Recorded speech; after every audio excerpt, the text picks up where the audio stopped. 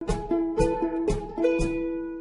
led me to develop the SAMR model was some work I did back in the mid-80s. I was a graduate student at Harvard at that point, and working on rethinking aspects of the undergraduate introductory science curriculum. And at that point, I could see that some of the tools we had for digital storytelling and so on could really make a change. But it wasn't clear that this was anything intrinsic to a given tool, and rather a question of different types of practice associated with this. So that's what triggered the desire to research the topic and eventually led to the SAMR model. It's very important for people to feel comfortable with the tools, to evolve their practice. So it's just fine for people to say, look, I'm going to start doing what I already do at the substitution to augmentation levels, incorporate the tools, enhance my current practice, and when I'm comfortable with that, move on to incorporating elements at modification to redefinition.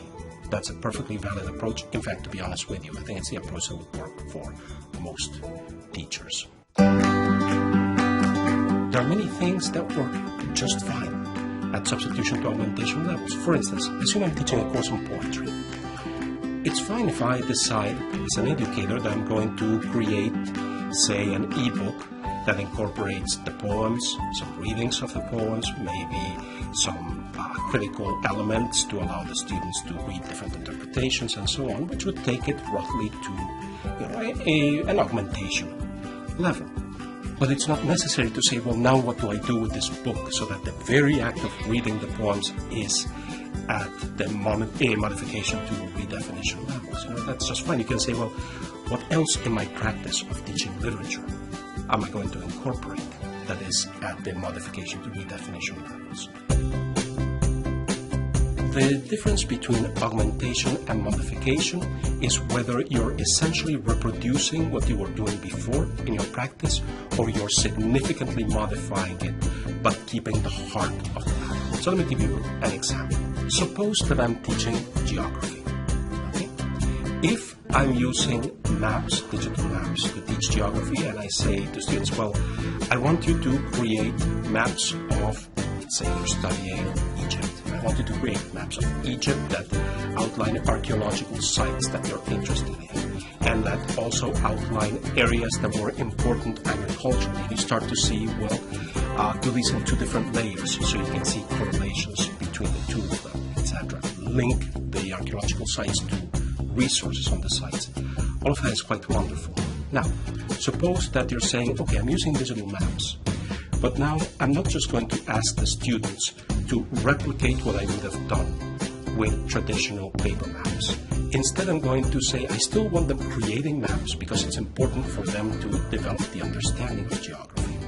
But I'm going to ask them to create the maps in such a way that they're interacting with each other, so that they create the digital maps in shared sites and they use them as gateways to each other's knowledge. So now one student is very interested in the archaeology aspects, and that student focuses on things like where were the temples.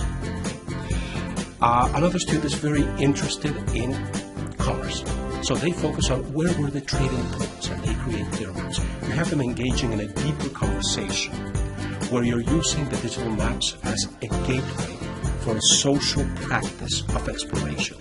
In effect, you're asking your students to become geographers and use the maps to talk with each other, integrate each other's discoveries, build a practice that is mediated by the social use of the tools in a network environment. That would take you up to modification, because while you still have some of the heart of the matter, make sure the students understand these concepts by developing maps about them. You've significantly modified it by changing it from something they would do individually to something they would do socially, where in effect they're acting as peer mentors to each other. Really good use of the technology at the modification to redefinition levels allows students to engage in exploration of areas that they might not have otherwise. Let me give you an example from some of my own practice. I have a background as a chemist, and in particular, one of the fascinating things that we can do with the technology is we can bring students into how chemists think at a much deeper level even at the beginning of their studies than we otherwise could, because we have tools for visualizing molecules. We have tools for simulating and visualizing interactions, reactions between molecules. And we have the tools for students to say, well, can I take some experimental data? And not just play with a couple of toy experiments, but actually do some real analysis based upon what I've understood. One of the things I see happening in classrooms that are very successful at incorporating tools at the modification and redefinition level is I see students taking charge of their education. Those are classrooms where the students aren't just waiting for something to happen. They're the classrooms where students say, oh wait, we've been doing this, but I also want to do this other thing, and I can see a better way of doing that. And there's a certain excitement, a certain ownership of the learning. There's a certain joy in figuring out, gee, I could do this in a different way and bring something different or new to my students. And I think keeping teaching practice as something enjoyable, lively, the reason that so many teachers become teachers in the first place, keeping the passion lively. So again, a continual re-examination of practice allows me as a teacher to make the best possible use of the technology to accomplish my goals.